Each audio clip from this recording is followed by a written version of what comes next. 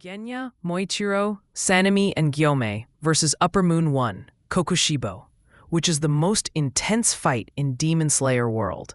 And in this video, we will see how Upper Moon 1 loses, even after using all his powers. And I will explain this amazing fight panel by panel, and I will not miss any detail, even if the video is long. So without wasting time, let's start this amazing fight.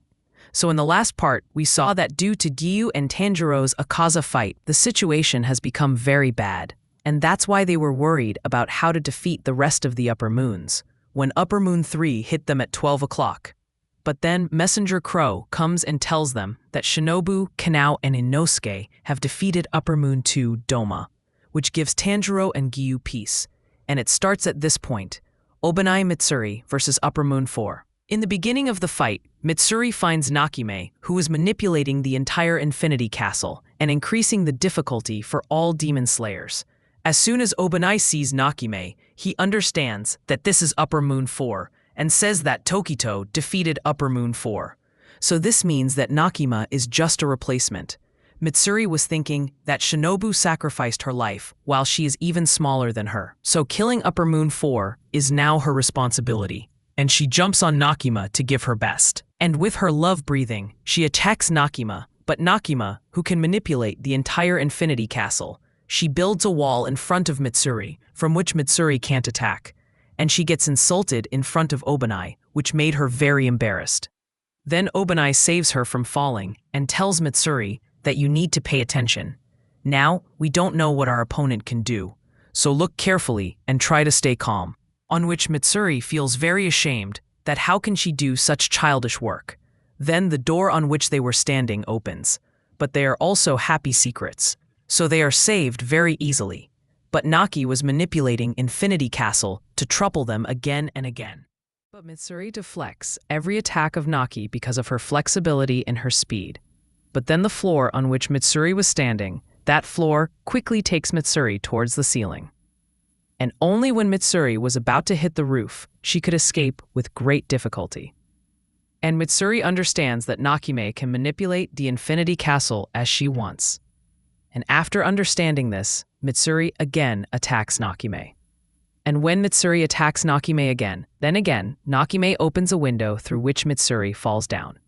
After which Obana uses Snake Breathing's second form, Small Snake's Poison Fang, which was a very powerful attack and could cut Nakime's throat. But before hitting the attack, Nakime saves herself with the help of her manipulation. After that, we see Gyomei and Muichiro somewhere, who were running in Infinity Castle, and they were very close to Muzan's Butsuji. But then, with Nakime's manipulation, a wall collides with Muichiro and throws him in another room, due to which Gyomei and Muichiro separate. And the room in which Muichiro enters, he sees there an Upper Moon 1, Kokushibo. Kokushibo's first reaction is that you start to recognize him. And on the other hand, Muichiro realizes that he is standing in front of Upper Moon 1, due to which he gets very scared. Upper Moon 1, who could easily see the transparent world. He thinks, while looking at the body of Muichiro, that there is something special in this child. And at the same time, Muichiro was thinking that Upper Moon 1 is so different from all the other Upper Moons. It is difficult to guess how many powers it will have, but only its presence is majestic. Also, he also notices that this demon has a sword too, so maybe he was a demon slayer in his human life. Suddenly, Muichiro's hands start shivering. Many doubts start coming in his mind that can he defeat him? And Muichiro's body was forbidding him to fight because before this moment, he never felt such presence. Then Kokushibo asks, "What is your name?" On which Wind Hashira says Tokito Muichiro, and Kokushibo understands that Tsukiguni name is now Muichiro, was very confused that what is Tsukiguni, on which Kokushibo tells that it was a legendary surname, and when I was a human, then my surname was also Tsukiguni. And obviously Yorichi's surname was also Tsukiguni.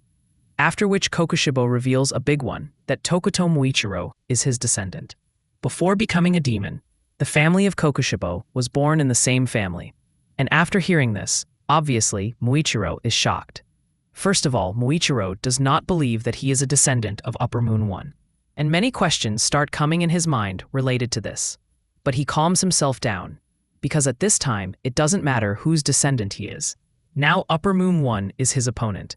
After calming himself down, Muichiro puts his hand on his sword to launch his attack, and Kokushibo gets impressed by this, because even in such an intense atmosphere, Muichiro calms himself down very quickly, and only a descendant of Tsukiguni can do this. Then only Muichiro attacks Kokushibo, Mist Breathing's second form, 8-layered mist, which was a very powerful attack, but Kokushibo dodges it without any problem. But also praises Muichiro that this technique is very powerful and he had the same hope from his descendants.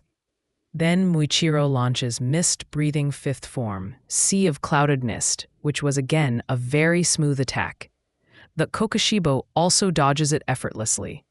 Kokushibo was powerful, but also has a lot of experience. He says that you look like you are 14 years old, and according to your age, your techniques are very refined.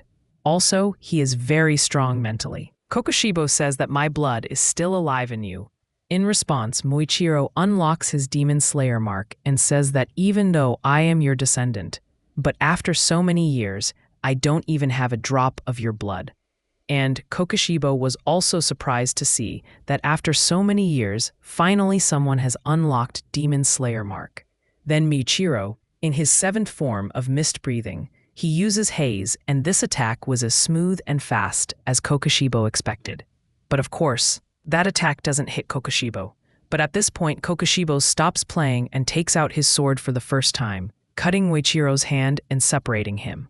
With this attack, Muichiro comes into a panic mode because obviously he can use the breathing style of Upper Moon 1, and this is not what Muichiro expected. But without wasting time, Muichiro ties his hands with his uniform and attacks Kokushibo with his own hand. But Kokushibo grabs Muichiro's sword and puts Muichiro's sword in his chest and hangs it on a pillar. Looking at Muichiro's talent, he offers him an offer that he will turn Muichiro into a demon and easily make Muichiro an abomination, and tells him that if he becomes a demon, then his hand will also regenerate and his amazing talent will not be wasted, and also tells him that if Muzan accepts him, then he will not be afraid of anything. And Muichiro, who is in great pain, he does not understand how he got out of here. Then he enters the room, and Genya and to kill him from behind Kokushibo, he aims his gun, and as soon as he fires the bullet, Kokushibo comes behind him and stands up, and asks him in a very bad way if he just said the right thing, and then Genya realizes that he could have fired the bullet before that Kokushibo had cut his hand, and Muichiro gets very scared to see this. But Genya was more scared than him, who takes out his sword and attacks Kokushibo. But obviously, Kokushibo cuts his hand and Genya's blood starts flowing like water. Then Genya realizes that not only his hand, but Kokushibo has also cut his half-body. Seeing this, Muichiro puts all his strength to get him out, but he was so tired that he couldn't do that. Kokushibo feels very strange when he sees that Genya hasn't died yet, and he remembers a person 300 years ago which used to eat demons like Genya.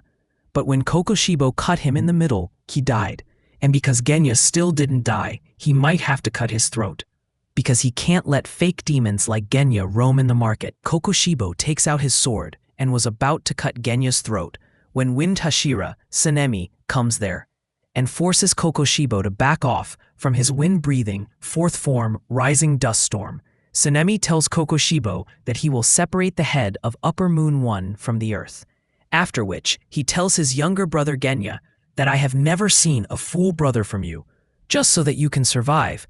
That's why I killed my mom. After which, Genya remembers a conversation in which Tanjiro told him that he did not smell any kind of hatred from Sanemi, means he does not hate Genya. Sanemi loves him the most. Then we see Sanemi who says, I just wanted you to live a normal life. You should have a normal marriage, have children, and one day you should grow old and love your family as much as you could not love us. But still, Genya chose the path of being a demon slayer. But whatever it is, he will not let any demon touch his brother, even if he is Upper Moon 1. And after hearing this, Genya starts crying. Meanwhile, Kokushibo says that, after seeing 2 demon slayer brothers, my memories are fresh. Then in anger, Sanemi shouts at Kokushibo and attacks him. In response, Kokushibo also swings his sword, but Sanemi bends down and leaves from under his feet, and uses the first form of wind breathing, dust rill wind, to which Kokushibo has to jump into the air to escape from it. After which, finally Sanemi and Kokushibo's swords clash, and seeing his sword, Sanemi's first reaction is that this sword is so disgusting, because Kokushibo's sword had a lot of eye-like patterns, and the whole sword was full of veins. Imagine that sword is alive. After which, Kokushibo uses moon-breathing fifth form, which Sanemi barely dodged, and he also noticed that he can repeat his attacks without shaking his sword. After which, Sanemi used wind-breathing third form, but Kokushibo countered him. Kokushibo noticed that Sanemi has a lot of powers and he is in his full potential, while Sanemi was confused about the powers of Upper Moon 1. Finally, he comes to the conclusion that in every slash of Kokushibo, or in every attack of Kokushibo, there are many different slashes.